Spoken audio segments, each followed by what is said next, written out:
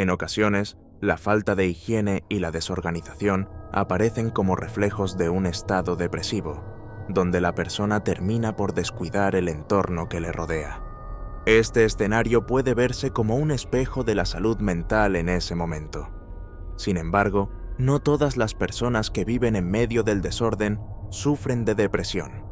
En el caso de Kendall François, por ejemplo, la extrema desorganización de su hogar no estaba vinculada a esta condición. Con una altura de aproximadamente 6 pies y un peso aproximado de 300 libras, vivió gran parte de su vida entre basura y tierra. Este hombre, de personalidad fría y sin empatía, llamó la atención de la policía cuando varias mujeres comenzaron a desaparecer en la región. François rápidamente se convirtió en sospechoso, especialmente debido al fuerte olor que emanaba de su residencia. Kendall François nació el 26 de julio de 1971 en Poughkeepsie, Nueva York, Estados Unidos. Fue el segundo de 4 hijos de la pareja Mackenzie y Paulette François. Su padre trabajaba en una fábrica y su madre era enfermera en una escuela para personas con necesidades especiales. Kendall tenía 3 hermanas, la mayor, llamada Rachel, y 2 menores, Kristen y Allison. Nacido en el seno de una familia de clase media-baja, no hay registros de agresiones ni humillaciones en su infancia. Al parecer, creció en un ambiente sano, donde sus necesidades básicas estaban cubiertas. Desde pequeño, Kendall mostró cierta resistencia a la hora de mantener su higiene personal, evitando muchas veces bañarse. Debido a esto, sus compañeros de escuela lo apodaron apestoso. Su tamaño ya lo diferenciaba del resto de estudiantes, pero durante la secundaria la situación mejoró un poco. Ingresó al equipo de fútbol americano y participó en clases de lucha grecorromana, ganando algunos amigos, ya sea por respeto o por miedo, y dejó de ser blanco de bromas relacionadas con su olfato. François se graduó de la escuela secundaria en 1989 y se alistó en el ejército al año siguiente. Sin embargo, debido a su obesidad, fue dado de baja en 1994. Terminada su breve carrera militar, regresó a casa con sus padres y hermanas. A diferencia de otros delincuentes, hasta entonces Kendall no parecía fascinado por la muerte. No demostraba comportamientos extraños ni había antecedentes de crueldad contra los animales. A pesar de su falta de higiene, parecía alguien con un comportamiento considerado normal. Sin embargo, las cosas estaban a punto de cambiar. En abril de 1996, Kendall comenzó a trabajar en la escuela secundaria de Arlington y pronto fue ascendido a monitor de pasillo. Fue durante este período que comenzó a dar señales de que algo no andaba bien en su mente. En la escuela, donde estudiaban niños de entre 11 y 14 años, Kendall hacía bromas inapropiadas y a menudo tocaba el cabello de algunos estudiantes de una manera inusual. Este comportamiento llamó la atención de otros empleados, quienes lo describieron como introvertido pero comunicativo. No hay información sobre las medidas disciplinarias tomadas por la escuela. Si bien durante el día teóricamente protegía y vigilaba a los niños, era por la noche cuando Kendall mostraba su verdadera naturaleza. Solía deambular por zonas cercanas buscando mujeres en situación vulnerable. Una de esas noches, se encontró con una joven con problemas de adicción que le ofrecía sus servicios. En ese momento, Kendall vivía en 99 East Forbes Street y compartía la casa con sus padres y su hermana menor. Invitó a esta mujer a su casa, llevándola en coche. Sin embargo, cuando llegaron, ella rechazó lo acordado. Furioso, Kendall la atacó, golpeándola y jalándola del cabello, obligándola a arrodillarse, donde le exigió que siguiera sus órdenes. Durante este proceso, Kendall amenazó con quitarle la vida a la mujer si ella se negaba. Sin embargo, fue salvada por la intervención de la hermana de Kendall, quien lo llamó y le dijo que necesitaba el auto. Su presencia, aunque no vio la escena, provocó que la niña fuera liberada. La mujer logró escapar y sobrevivió.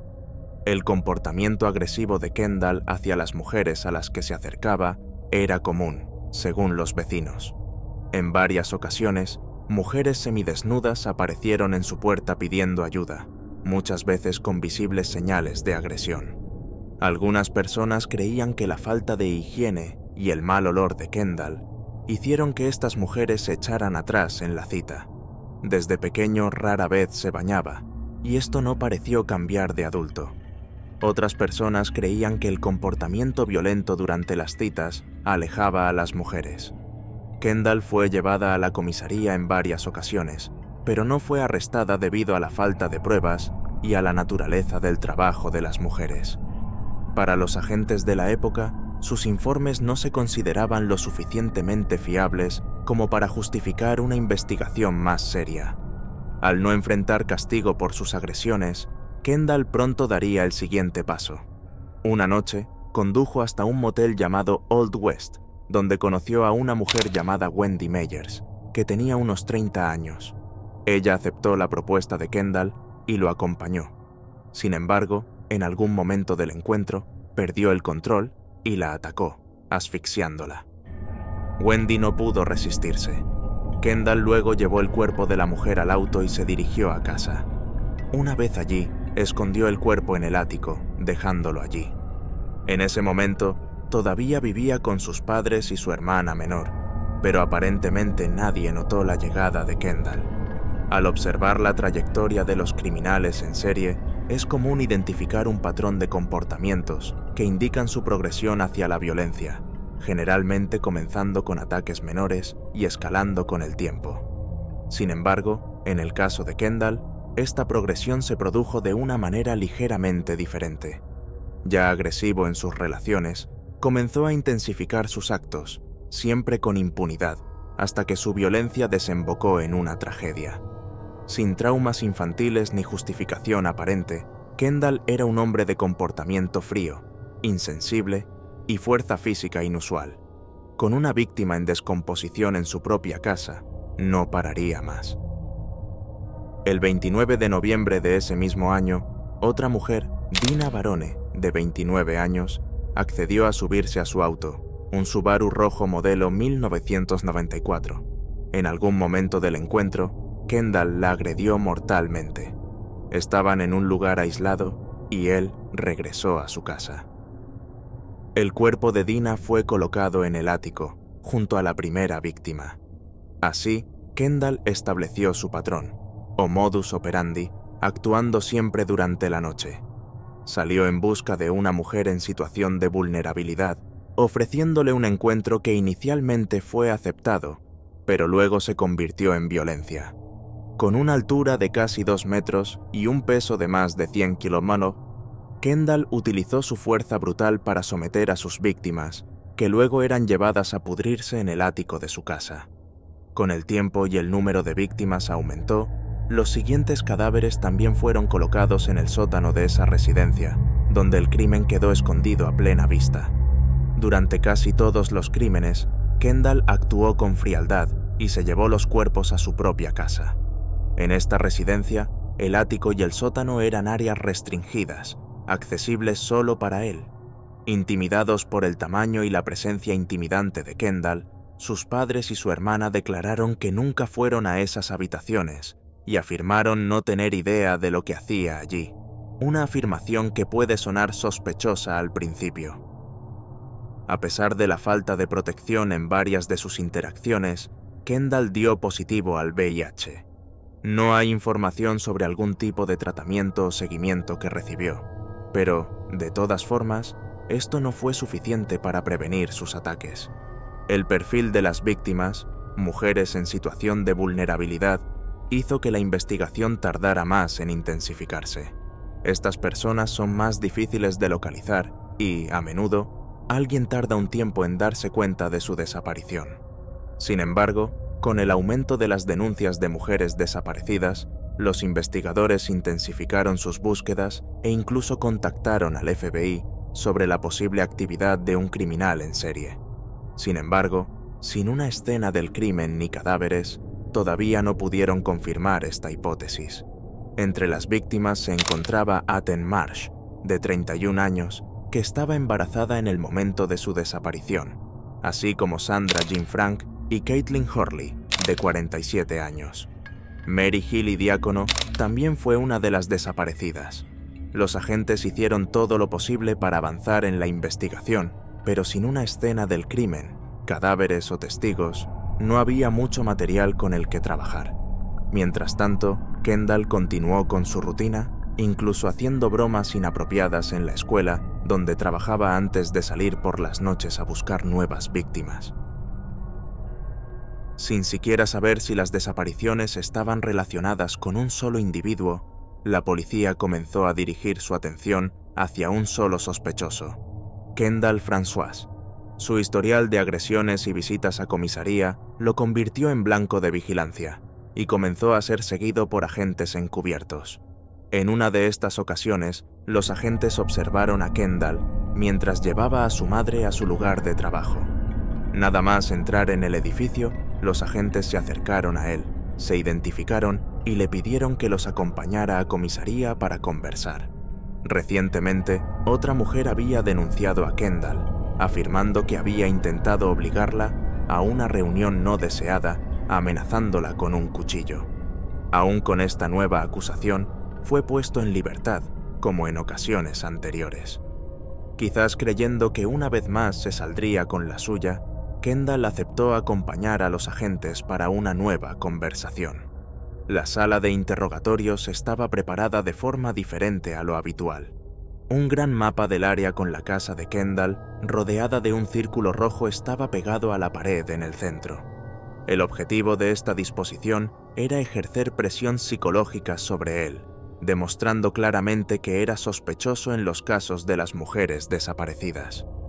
Fue una estrategia inteligente y arriesgada al mismo tiempo. Incluso si Kendall no revelara información, este enfoque podría hacer que se deshaga de cualquier evidencia que tenga en su poder, ya sean los objetos de las víctimas o los registros de sus crímenes.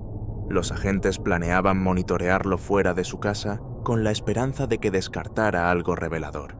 Sin embargo, Kendall quedó sorprendida por su frialdad. Sin mostrar ningún nerviosismo, respondió cortésmente a todas las preguntas del detective. Incluso accedió a someterse a una prueba de polígrafo, también conocido como detector de mentiras, y el equipo no indicó ninguna falsedad en sus respuestas. Como último intento, el detective recuperó el caso de la joven que denunció haber sido amenazada. Luego de algunas presiones, Kendall declaró que el objeto que utilizó para intimidarla no fue un cuchillo, sino una lima de uñas. El detective aceptó rápidamente la explicación de Kendall sobre la lima de uñas y pidió ver el objeto. Kendall afirmó que la lija estaba en su casa, pero el agente decidió facilitar la situación sugiriéndole que podía acompañarlo hasta allí. De esa manera todo se resolvería. Kendall aceptó la propuesta y llevó a la policía a su residencia, permitiendo que solo entrara un oficial.